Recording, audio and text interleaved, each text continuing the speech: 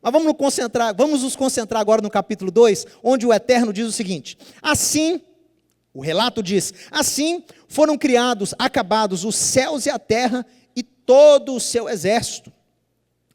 E havendo Deus terminado no sétimo dia a sua obra que fizera, descansou nesse dia de toda a sua obra que tinha feito. E abençoou, Vaevarech Elohim et Yom Hashvi, o dia sétimo foi abençoado, Vaikadeshotô, e foi santificado, separado dos outros, porque nesse dia o Eterno descansou de toda a sua obra que ele, como Criador, fez. Eu poderia ficar até o final do nosso prazo aqui de horário hoje, só com esses 2 versículos, 3 versículos. Por que o judeu canta isso à entrada do sétimo dia? Para que todos lembrem-se que esse dia o separamos dos outros, que guardamos esse dia, que tornamos esse dia um dia especial, melhor do que os outros, um dia diferenciado. Para quê? Esse dia é um símbolo que nós cremos que Deus criou o mundo, o universo, em 6 dias, o homem no 6º dia, e no 7º dia ele descansou. Ele é o Criador supremo, ele é o único Criador, ele é o único Deus. Shema Israel, Adonai Eloheinu, Adonai Echad. Ele é único, só há Ele. Nós cantamos isso para nos lembrar que ao celebrarmos esse dia, o 7º dia, o Shabat, nós estamos seguindo o exemplo de Deus. Mateus, como assim? Veja aqui, dê uma olhada aqui. Olha, e descansou Adonai no 7º dia de toda a sua obra que como Criador fizera. Por que está escrito que Deus, Shavat, de onde vem a palavra Shabat, descanso, também pode significar 7º. É uma metáfora. Tem gente que questiona, isso aqui é tradução errada, é tradução errônea, porque Deus não descansa. Não é tradução errada, a tradução é descansou mesmo, e não é a única referência onde há esse verbo. É descansou. Mateus, Deus descansa? É claro, Ele descansa, Ele se ira, Ele se arrepende. Não. Sim, sabe por que Deus é humanizado às vezes? Sabe por que às vezes você vê expressões como, e o braço forte do Senhor vos tirou de debaixo das cargas do Egito? Braço, Deus tem braço. Eu vou passar na fenda da rocha e você vai ver as minhas costas. Deus tem costas. Deus se ira, El-Caná, o Deus ciumento. Deus tem ciúmes. Isso são atributos humanos. Deus não pode ter essas coisas. Meu amigo, sabe por que é registrado que Ele teve e Ele tem? Para te dar o exemplo. Deus, Ele se confina e se relaciona com você de uma forma que você consegue também se relacionar com Ele. Você não se relaciona com um Deus longínquo, abstrato, insondável. Sim, Ele é insondável, Ele é infinito, mas Ele se mostra a você de uma forma o quê? Que você consegue compreendê-lo, conversar com Ele, se identificar com Ele. Quando diz na Torá que Deus descansou no 7º dia, alento tomou, abençoou e santificou esse dia, Ele não precisa descansar, mas está registrado que Ele descansou para dar a você e a mim o exemplo supremo e divino. Ele se coloca como exemplo para nós. Quando a Torá registra que Deus ira com o pecado, Deus irou-se com servos, com pessoas, homens ímpios, para que está usada uma expressão tipicamente humana, humanizada? Para que você consiga entender a gravidade daquela falta, porque você também ira.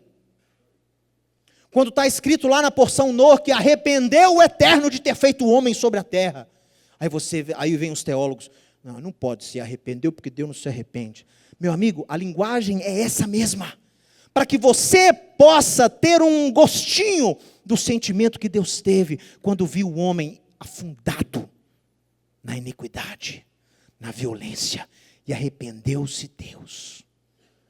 ao invés de ficar tentando desvendar Deus, ao invés de ficar tentando colocar Deus numa caixa de teologia sistemática, você tem que tentar entender o que Ele quis que você entendesse, o que Ele quer que você entenda dessas expressões. Não fique tentando compreender Deus, não. Compreenda você, a sua alma. Deus se arrependeu porque a humanidade estava afundada em violência. É um sentimento que você também tem. Deus se ira com a iniquidade. Você também sente ira. Agora você entende a gravidade disso perante Deus. Deus não é humano, Deus não tem esses sentimentos, mas é registrado como se Ele tivesse, para que você possa se relacionar com Ele. É isso que significa Shavat ve'inafash. Ele descansou e alento tomou. Ele descansou para dar a você o exemplo. Porque em 6 dias Ele criou os céus e a terra. E no 7º Ele descansou para dar a você e toda a humanidade o exemplo. Que quem separa esse dia para Deus, quem honra esse dia para Deus, quem santifica esse dia para Deus, está falando para o mundo inteiro ouvir. Eu creio que fui criado à imagem e semelhança de Deus no 6º dia da criação. Isso significa Shabat.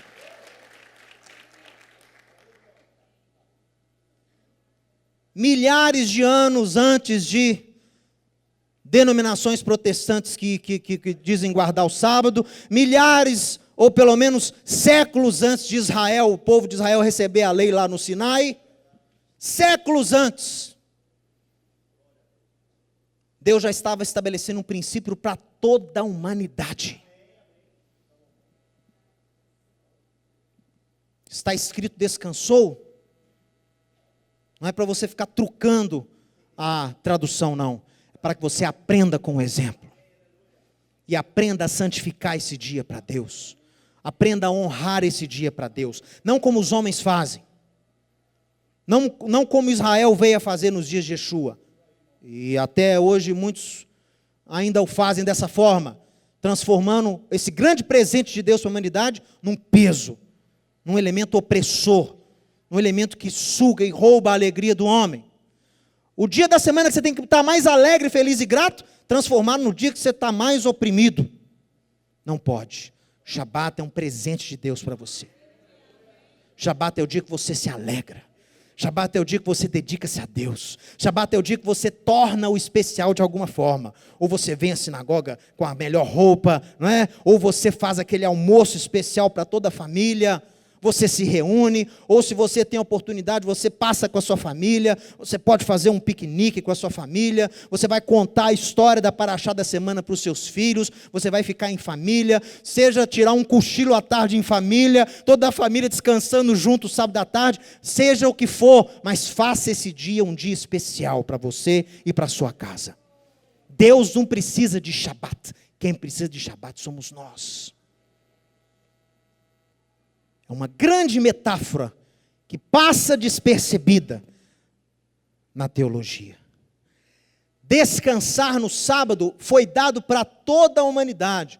Quem separa esse dia para Deus, reconhece que Deus é criador e também é soberano.